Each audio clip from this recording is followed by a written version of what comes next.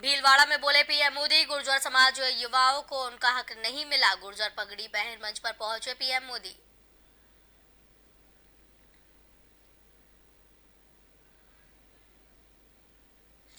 कर्नाटक और तेलंगाना दौरे पर केंद्रीय गृह मंत्री अमित शाह कई कार्यक्रमों में लिया हिस्सा। जनसभा को भी किया संबोधित।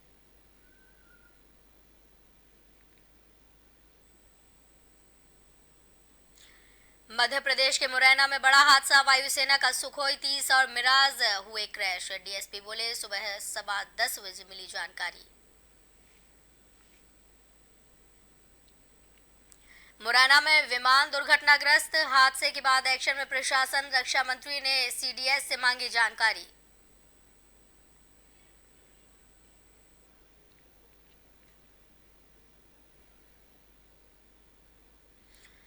उज्जैन पहुंचे सीएम शिवराज सिंह चौहान। सीएम ने बाबा महाकाल का दिया आशीर्वाद। बाबा महाकाल के दर्शन कर की पूजा अर्चना।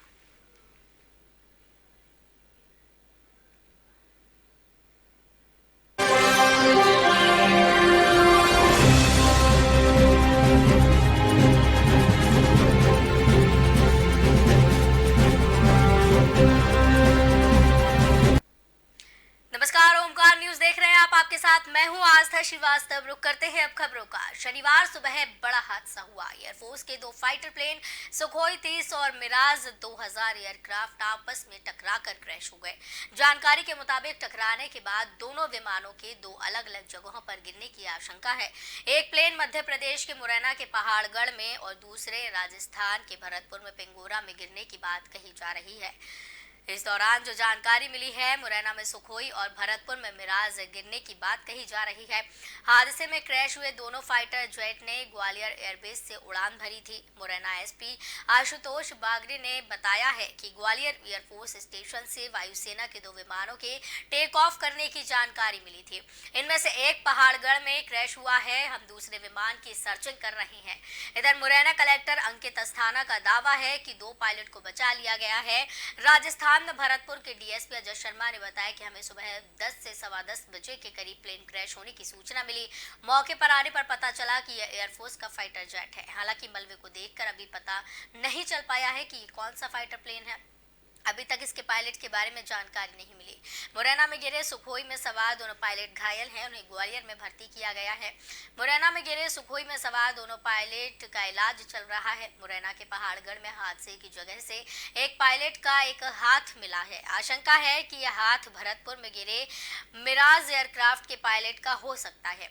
मुरैना एसपी आशुतोष बागरी ने बताया कि ह्यूमन बॉडी का ये पार्ट किसका है, इस बारे में अभी कुछ कहा नहीं जा सकता है। तो आपको बताते चले कि आज एक बड़ी दुर्घटना यहाँ पर देखने को मिली है और इंडियन एयरफोर्स के फाइटर जेट सुखोई और मिराज क्रैश होने से पायलट शहीद हुए हैं, जबकि दो अपनी जान बचाने में कामयाब रही हैं। अभी वो घायल बताए जा रहे हैं, उनका इलाज चल रहा है। इस दौरान सूचना मिलते ही एयरफोर्स ने हेलीकॉप्टर के जरिए घटनास्थल पर पहुंचकर दोनों पायलटों का रेस्क्यू किया था। हादसे की वजह है दोनों विमानों का हवा में टकराना माना जा रहा है। भारतीय वायुसेना के लड़ाकू विमान सुखोई और मिराज आपस में टकराने की वजह से दुर्घटनाग्रस्त हुए थे।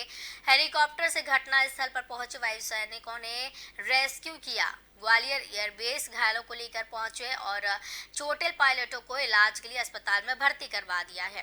बता दें, भारतीय वायुसेना के दो लड़ाकू विमान मध्य प्रदेश के मुरैना जिले में दुर्घटनाग्रस्त हुए। इसमें से एक विमान का हिस्सा राजस्थान के भरतपुर जिले स्थित पिंगोरा गांव में जा गिरा है। मुरैना के पुलिस अधीक्षक आशुतोष बागरी ने बताया है कि दोनों पायलट विमान से सुरक्षित बाहर निकल आए हैं, लेकिन तीसरे पायलट शहीद हो गए हैं और दोनों जो पायलट सुरक्षित बाहर है वो भी घायल बताए जा रही हैं।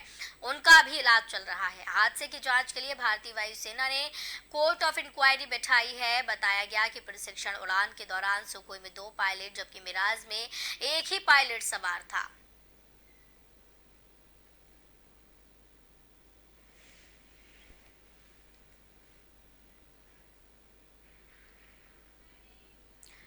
मध्य प्रदेश के मुरैना जिले के पास आज सुबह सुखोई 30 और मिराज 2000 विमान के दुर्घटनाग्रस्त होने और राजस्थान के भरतपुर शहर में एक चार्टर्ड विमान के दुर्घटनाग्रस्त होने के बाद रक्षा मंत्री राजनाथ सिंह ने सीडीएस जनरल अनिल चौहान से पूरी जानकारी मांगी है। वहीं वायुसेना प्रमुख air chief marshal B R Chaudhari भी लगातार इस घटना को अपडेट कर रही हैं और इस मामले में लगातार जानकारी हासिल कर रही हैं। बताया जा रहा है कि 2 पायलट सुरक्षित है, लेकिन अभी घायल अवस्था में है, जिनका इलाज चल रहा है और एक शहीद इसमें हुए हैं। इस मामले में रक्षा मंत्री ने भी संज्ञान लिया है और साथ ही साथ पूरे मामले की जानकारी मांगी है। मध्य प्रदेश के मुरैना में शनिवार को यह हादसा हुआ है, जिसमें एयरफोर्स के 2 लड़ाकू विमान सुखोई 30 और मिराज 2000 दुर्घटनाग्रस्त हुए। सूचना मिलते ही मौके पर राहत बचाव दल पहुंचा और आगे की कार्रवाई में जुटा। इस हादसे में एक पायलट की मौत हुई। रक्षा सूत्रों के मुताबिक दोनों विमानों ने मध्य प्रदेश के ग्वालियर एयरबेस से उड़ान भरी थी, जहाँ अभ्यास चल रहा था। रक्षा मंत्री ने एयरफोर्स चीफ से इस हादसे को लेकर बातचीत की है। विमानों में 3 पायलट सवार थे। विमान का मलबा मुरैना और राजस्थान के भरतपुर में मिला है। इससे पहले तक कयास लगाए जा रहे थे कि भरतपुर में भी एक हेलीकॉप्टर क्रैश हुआ है। हालांकि बाद में पुष्टि हुई कि भरतपुर में इन्हीं 2 लड़ाकू विमानों का मलबा गिरा है। वहां कोई अलग एयरक्राफ्ट या हेलीकॉप्टर क्रैश नहीं हुआ। कलेक्टर ने मुरैना के इस दौरान जानकारी दी है कि जेट विमान सुबह 5:30 बजे दुर्घटनाग्रस्त हुए थे। दोनों पायलट सुरक्षित बाहर निकल आए हैं। हादसे के बाद वायुसेना ने मामले की जांच के लिए कोर्ट ऑफ इंक्वायरी बिठा दी है। पूरे मामले की जांच की जा रही है और दोनों ही घायल पायलटों का इलाज चल रहा है।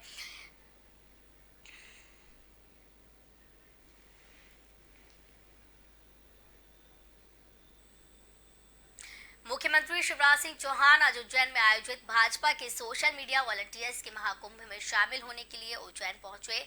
इसके बाद उन्होंने महाकाल मंदिर पहुंचकर बाबा महाकाल के दर्शन कर पूजा अर्चना की। मुख्यमंत्री ने चांदी द्वार पर बैठकर ही पूजा अर्चना की है। इस मौके पर महाकाल मंदिर समिति की ओर से कलेक्टर आशीष सिंह ने मुख्यमंत्री को दुपट्टा ओढ़ाकर महाकाल की तस्वीर भेंट कर उनका सम्मान किया। इस दौरान महापौर मुकेश टटवाल मौजूद रहे।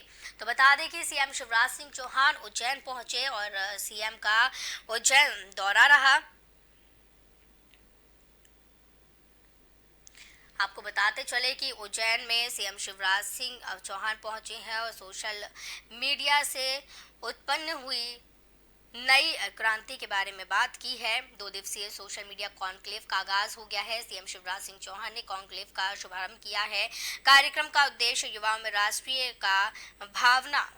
भावना जागृत करना बताया जा रहा है और उज्जैन में नेटलिस्ट सोशल मीडिया कॉन्क्लेव की शुरुआत हुई है। सीएम शिवराज सिंह चौहान ने शिरकत की है। मुख्यमंत्री शिवराज सिंह चौहान ने सोशल मीडिया प्लेटफॉर्म के विशेषज्ञों को बधाई देते हुए कहा कि उन्होंने हमारी परंपरा, हमारे धर्म को विश्व पटल पर स्थापित कर दिया है। जो लोग कभी राम का विरोध करते थे, वे अब राम नाम जप रहे हैं, जय महाकाल का उद्घोष कर रहे हैं। इस बदलाव को लाने में सोशल मीडिया ने महत्वपूर्ण भूमिका निभाई है। मुख्यमंत्री ने कहा कि आज के युग में यदि अपने विचारों का प्रचार प्रसार करना है तो सोशल मीडिया अपरिहार्य है।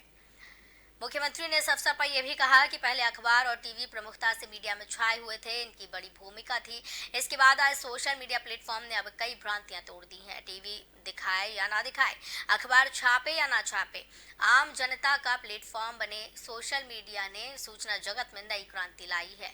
मुख्यमंत्री ने सोशल मीडिया प्लेटफॉर्म के विशेषज्ञों को बधाई देते हुए कहा है कि उन्होंने हमारी परंपरा, हमारे धर्म को विश्व पटल पर स्थापित कर दिया है। जो लोग कभी राम का विरोध करते थे, वे अब राम नाम का जाप कर रहे हैं। मुख्यमंत्री ने कहा कि मध्य प्रदेश विकास के मामले में नए कीर्तिमान स्थापित कर रहा है। आज नर्मदा जयंती है, हमने नर्मदा शिप्रा को जोड़ने का कार्य किया। ऐसे गंभीर काली सिंध व पार्वती तक ले जा रही हैं। मध्य प्रदेश की सिंचाई क्षमता कभी 7 लाख हेक्टेयर हुआ करती थी, जो अब 45 लाख हेक्टेयर हो गई है। वर्ष 2024 तक बढ़कर ये 65 लाख हेक्टेयर तक कर दी जाएगी। उन्होंने आगे ये भी कहा कि पर्यावरण की सुरक्षा के लिए अच्छा संदेश देने के लिए उनके द्वारा प्रतिदिन पेड़ लगाने की परंपरा शुरू की गई है।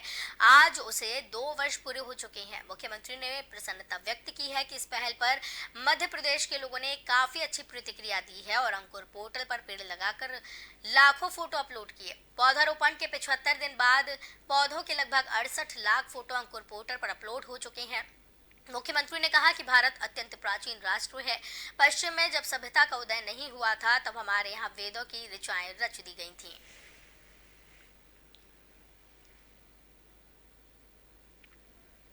छत्तीसगढ़ के मुख्यमंत्री भूपेश बघेल ने छत्तीसगढ़ की समृद्ध पुरातात्विक और ऐतिहासिक विरासत से आम जनता और कॉलेज स्कूली बच्चों को परिचित कराने के लिए सांस्कृतिक विभाग की 2 नई योजनाओं को मंजूरी दे दी है। वित्तीय वर्ष 2023-24 में मुख्यमंत्री विरासत झरोखा योजना एवं मुख्यमंत्री धरोहर दर्शन योजना का शुभारंभ किया जाएगा। मुख्यमंत्री भूपेश बघेल ने अपने कार्यालय में संस्कृति विभाग की बैठक में नई योजनाओं को वित्तीय वर्ष 2023-24 के लिए शुरू करने के प्रस्ताव पर विस्तार से चर्चा करने के बाद स्वीकृति दे दी है।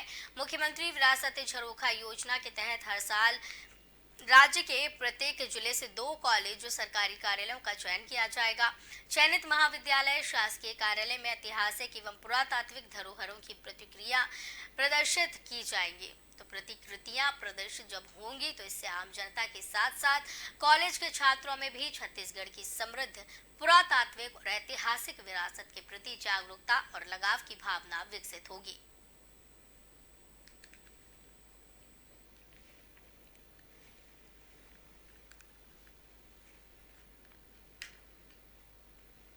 बहुचर्चित बागेश्वर सरकार पंडित धीरेन्द्र शास्त्री के समर्थन में हिंदू सनातन धर्म के लोग उतर आए हैं।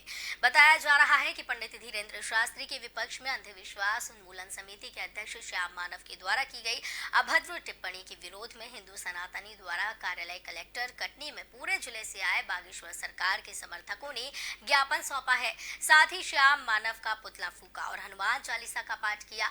आपको बता दें कि मिशन चौक में एकत्रित होकर मिशन चौक से कलेक्ट्रेट तक एक विशाल जुलूस निकाला गया। साथ ही राष्ट्रपति के नाम एक ज्ञापन सौंपा गया और श्याम मानव का पुतला दहन किया गया है। तो बता दें कि लगातार पंडित धीरेन्द्र शास्त्री को लेकर विवाद बढ़ता नजर आ रहा है और इस दौरान लगातार सवालिया निशान खड़े हो रहे हैं। विवादों में घिरे पंडित धीरेन्द्र शास्त्री के बाद बेहद जानने के लिए लोग उत्सुक हैं उनके बारे में और साथ ही साथ एक ज्ञापन सौंपा गया है और विशाल जुलूस इस दौरान निकाला गया है। आपको बता दें मिशन चौक से एकत्रित होकर कलेक्ट्रेट तक ये जुलूस निकाला गया है और साथ ही साथ बताया जा रहा है कि पंडित धीरेन्द्र शास्त्री के विपक्ष में अंधविश्वास उन्मूलन समिति के अध्यक्ष श्याम मानव के द्वारा की गई अभद्र टिप्पणी के विरोध में भी हिंदू सनातनी द्वारा कार्यालय कलेक्टर कटनी में पूरे जिले से आए बागेश्वर सरकार के समर्थकों ने ज्ञापन सौंपा है। ज्ञापन में मांग लिखित है। हम इनकी जो भी मांग है या इनकी जो भावनाएं हैं इस ज्ञापन में उल्लिखित है। हम ये ज्ञापन महामहिम राष्ट्रपति को भेजकर हम इनकी जो भावनाएं हैं वो वहाँ तक हम पहुँचाते हैं। ज्ञापन में मांग CSPDCL ने छत्तीसगढ़ के सभी जिलों में होने वाले ट्रांसफार्मर फेलियर की गणना कर सबसे कम ट्रांसफार्मर फेलियर वाले जिलों को गणतंत्र दिवस के मौके पर पुरस्कृत किया, जिसमें दंतेवाड़ा जिला प्रथम स्थान पर रहा है। आपको बता दें कि नक्सल प्रभावित जिला होने के बावजूद बस्तर के आंचल में बसे दंतेवाड़ा जैसे जिले का प्रथम स्थान आना अपने आप में गौरव का विषय है। दंतेवाड़ा के कार्यपालन अभियंता प्रवीण कुमार शुक्ला ने इसका श्रेय अपने अधीन काम कर रहे अधिकारियों और कर्मचारियों की मेहनत और तत्परता को दिया है। साथ ही साथ जिला प्रशासन को भी उनके सहयोग के लिए धन्यवाद दिया।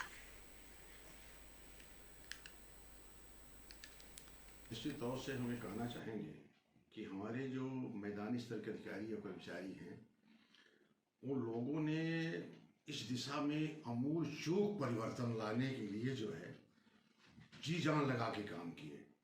ट्रांसफार्मरों का मेंटेनेंस, एलटी लाइन का मेंटेनेंस, समय समय पर टीसी फ्यूज वायर रिप्लेसमेंट, समय समय पर जो है डीयू फ्यूज, समय समय पर जो एलटी लाइन में ट्री आ रहे हैं उनकी छटाई करना। उसका परिणाम स्वरूप जो ट्रांसफार्मर की फेल्योर का जो दर था वो दंतेवाड़ा में पूरे प्रदेश दंतेवाड़ा जिले का जो है सबसे कम रहा। उस उत्कृष्ट कार्य के लिए जो है हमारा दंतेवाड़ा जिला जो है पुरस्कृत किया गया माननीय चेयरमैन साहब के द्वारा। और पुरस्कार के दौरान जो है 26 जनवरी को हमारे माननीय तीनों विंग के जो है CM MD महोदय और साथ ही साथ सभी कार्यपालक निर्देशक महोदय उपस्थित थे, मंचासीन थे। उनकी उपस्थिति गरिमामय उपस्थिति में ये हमें जो है उत्कृष्ट का पुरस्कार जो है प्रदान किया गया। उसके लिए दंतेवाड़ा जिले की समस्त जनता जनार्दन और समय समय पर जो है जिला प्रशासन अपने यहाँ के लोग नेताओं का और अपने मंडल के जो हमारे अधिकारी कर्मचारी माननीय चेयरमैन महोदय, मैं सबका आभार व्यक्त करना चाहता हूँ जिन्होंने इस अमूल चूक परिवर्तन के लिए जो है दंतेवाड़ा संचार संभाग को एक सम्मानीय पुरस्कार से जो है पुरस्कृत किया गया। इसके लिए सभी साधुवाद के पात्र हैं। डिंडोरी जिले के सामनेपुर विकासखंड अंतर्गत ग्राम पंचायत माधोपुर के ग्रामीण डिंडोरी कलेक्ट्रेट पहुंचे और कलेक्टर से मिल ग्रामीणों ने ग्राम पंचायत में व्याप्त समस्याएं बताई। ग्रामीणों ने बताया है कि ग्राम पंचायत में सचिव एवं रोजगार सहायक के न होने से उनके गांव में विकास कार्य नहीं हो पा रही है। वहीं गांव के सरपंच की तबीयत ठीक नहीं है, जिसके कारण विगत 3 माह से ग्राम पंचायत खाली पड़ा है। गाँव में सरपंच व सचिव रोजगार सहायक के न होने से गाँव में चल रहे निर्माण कार्य भी बंद पड़े हैं, जिसके कारण ग्रामीणों को रोजगार नहीं मिल पा रहा है और उन्हें पलायन करना पड़ रहा है। ग्रामीणों ने कलेक्टर से ग्राम पंचायत में रोजगार सहायक और सचिव उपलब्ध कराने की मांग की है, ताकि ग्राम पंचायत के रुके हुए कार्य शुरू हो सके और ग्रामीणों को गांव में ही रोजगार मिले और ग्रामीणों की समस्याओं का समाधान हो सके।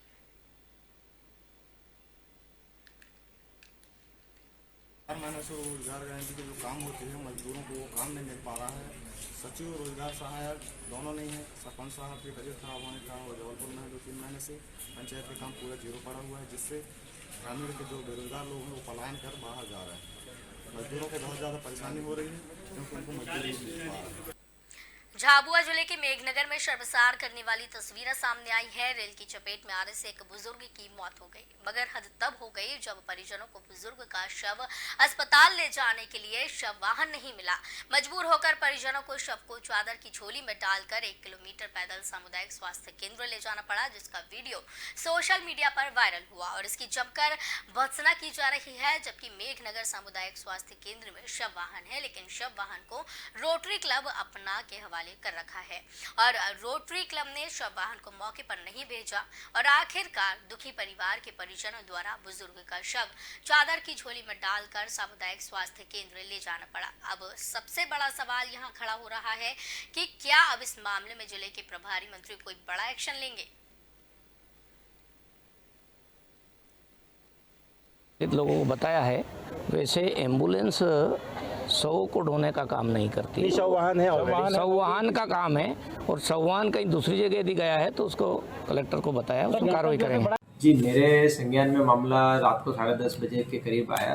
मैं कहीं से लौटा था अस्पताल में और मैंने देखा तो उसको ऐसा मामला आया तो मैंने उसको बॉडी को अपन ने उसमें रखवा दिया, शव गृह में रखवा कर। उसको मालूम पड़ा कि बॉडी के लिए शव वाहन नहीं मिला, तो शव वाहन तो सामुदायिक स्वास्थ्य केंद्र में है नहीं, लेकिन रोटरी क्लब अपना के पास में है, जो कि मुझे संज्ञान में नहीं है उनका मामला क्या है, और मैं संज्ञान में लेकर इसको क्लियर कराता हूँ। हाँ, फिर रात को हमने बॉडी उसकी मर्चुरी में रखवा कर अभी पोस्टमार्टम करके तो बॉडी सुपुर्द कर दी। लोरमी में मातृ शिशु अस्पताल में डॉक्टरों की लापरवाही का सिलसिला लगातार जारी है। बताया जा रहा है कि फिर डॉक्टरों की लापरवाही सामने आई। 32 वर्षीय युवक की मौत को लेकर परिजनों ने डॉक्टर समेत अस्पताल प्रबंधन पर लापरवाही का आरोप लगाया। मिली जानकारी के अनुसार मृतक के सीने में दर्द हुआ था, जिसे लेकर मृतक के दोस्त श्लोक अग्रवाल लोरमी अस्पताल लेकर पहुंचे, जहां ड्यूटी डॉक्टरों ने गंभीर समस्या होने पर भी अपने सीनियर डॉक्टर को जानकारी नहीं दी।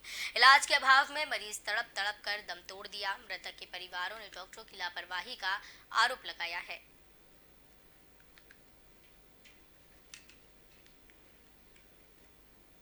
नहीं, ऐसा बोलना उचित नहीं है। उनको चेस्ट पेन हो रहा था और काफ़ी इरिटेबल कंडीशन में था, तो डॉक्टर ने और और भी हमारे जो डॉक्टर्स की टीम और बाकी के साथ मिल के उनको CPR करने का, जीवन रक्षक जो विधि होती है उनको करने का उनको कोशिश किए और 15 मिनट के अंदर वो कोलेप्स हो गया। उसमें कुछ जो ट्रीटमेंट जो किया जा सकता था वो किया गया इस लेवल पर।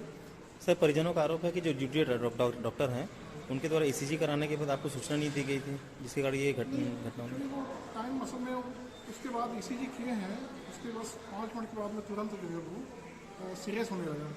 तो चूँकि उसको जीवन रक्षक विधि अपनाने लगे वो, इसलिए उनको समय नहीं मिल पाया, तो अस्पताल पे ही था। नासिक के मालेगांव से बीजेपी के नेता अद्वैय हिरे पाटिल 27 जनवरी को उद्धव ठाकरे की शिवसेना में शामिल हो गए हैं। शिवसेना भवन में उन्होंने पार्टी अध्यक्ष उद्धव ठाकरे और पार्टी के वरिष्ठ नेता और सांसद संजय राउत की मौजूदगी में पार्टी की सदस्यता ग्रहण की। इस दौरान सैकड़ों शिव सैनिक भी मौजूद थे। इस मौके पर उद्धव ठाकरे ने उनके हाथों में शिव बंधन बांधा और फिर उन्हें शॉल ओढ़ाकर उनका स्वागत किया। अद्वैय हिरे पाटिल ने कहा कि मैंने बीजेपी से कभी कोई पद नहीं मांगा, लेकिन हमेशा किसानों का मुद्दा उठाया। जब बीजेपी ने किसानों की किसी भी तरह से मदद नहीं की तो मैंने उद्धव ठाकरे और शिवसेना से हाथ मिलाने का फैसला किया।